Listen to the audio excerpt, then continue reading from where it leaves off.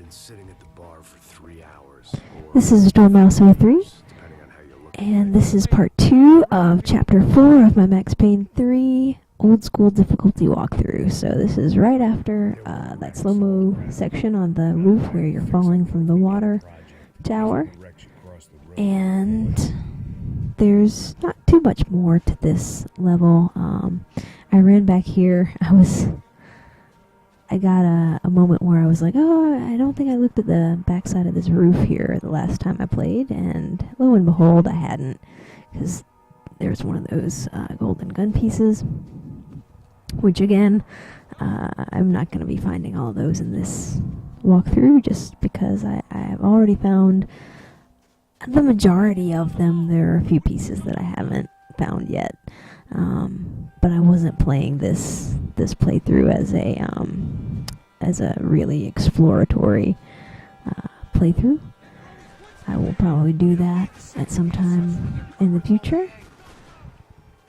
If I don't find them all just on my own, I'll probably go through on easy or something, and have some fun with the shoot dodging and run all around the areas and try to find everything. But anyway, so this section inside, I kept thinking that there was a way to go around outside and flank these guys, and there may be, and I just didn't notice or see the access to get out to the roof around there. But anyway, this piece of cover right here is pretty good. It's better than that sort of little table or whatever it is that's turned over right there. Blocks of wood. A stack of beams. Okay, then. I guess this is a building that's either getting repaired or it's getting condemned or something is going on here. But I always think it's funny when you get like a kill shot in the leg or something. Femoral artery for the win. So anyway, yeah, that piece of cover over there was pretty good.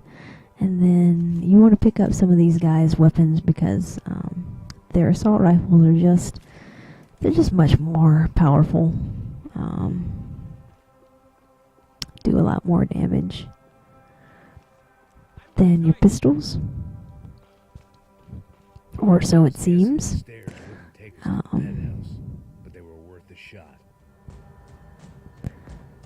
And yeah, a lot of times when I go through hallways or corridors or whatever where I know that there's people coming up, I'll just have my gun aimed just in case, because I don't know this. I've only played through the game one time, and this will be my second playthrough, so I don't know exactly how many guys are here or where they are or when they're all gonna come out. I know it on some sections where I had trouble my first playthrough,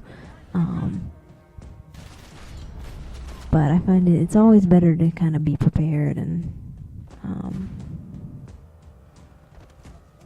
not let someone get the jump on you because you weren't prepared for them to be around a corner. So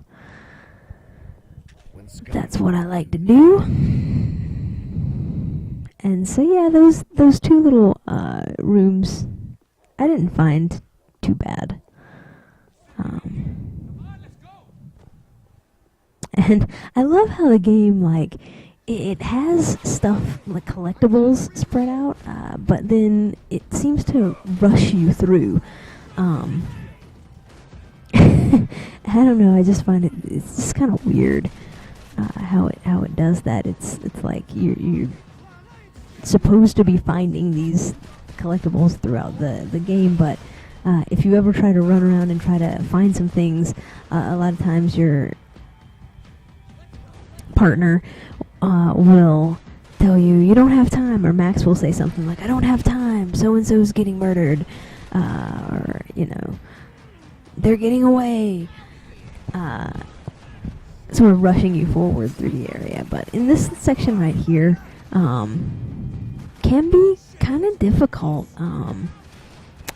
because there's just this little block that I stayed behind.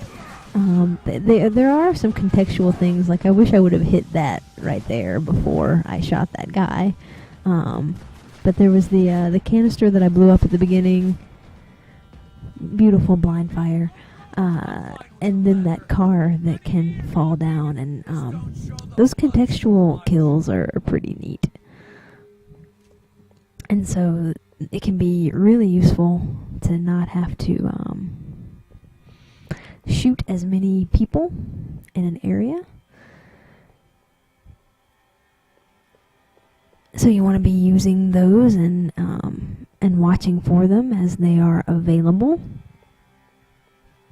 And I don't think they happen too often, but when they are available, you should try to take advantage of it if you can. If enemies set themselves up so that they can fall prey to that. So this is the last little section right here, and there are several guys out in this alley area, alley lot, whatever it is. So you want to try to kill them as normal, and you also want to watch this area on the right, because they will come around there and flank you. And right now, so I'm trying to avoid getting flanked by sort of sticking over this way and killing guys that are wandering over into this section. But you'll notice that I get shot a little bit from people on the left, that for some reason they're able to shoot through that fence, or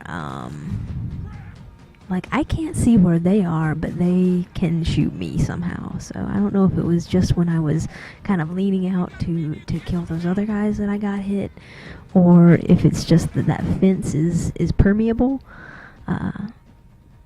Not quite sure. But if you do stand there, take note that you can still get shot from people on the left. But that's the last guy. Thanks for watching. I'll see you in Chapter 5.